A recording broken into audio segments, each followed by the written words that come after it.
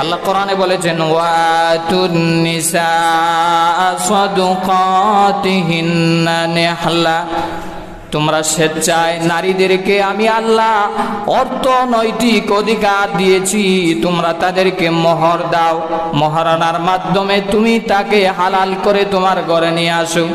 আজকাল মোহর দিতে চায় না, যদিও দেয় 10 লাখ 20 লাখ 20,000 1 টাকা, আছে না নাই? 5,000 নগদ দেয়, বাকি টাকা বাসর রাত্রে মাফ লয়, এরকম স্বামী ডাকাত আছে না নাই? আরো জোরে বলেন আছে না নাই?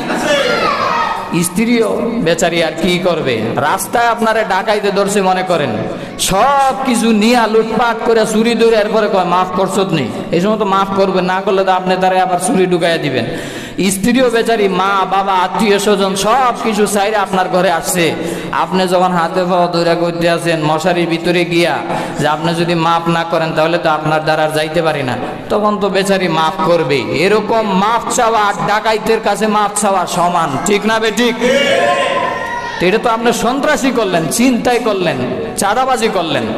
এই জন্য এটা মহিলাদের, এটা হলো অধিকার। বিবাহ দেওয়ার পরে এটা হলো মেয়ের অধিকার, আপনার স্ত্রীর অধিকার। এটা আপনি মোহরটা বুঝাই দিবেন, যেটা পারবেন না সেটা বলবেন না, যতটুকু আপনার সামর্থ্য আছে সেই অনুযায়ী বলবেন। কম মোহরের ভিতরে, অল্প মোহরের ভিতরেও আপনার সামর্থ্য অনুযায়ী যেই মোহর দিতে পারেন, এটার ভিতরে বরকত ঢুকাই দিবে কে? আরো জোরে বলেন কে?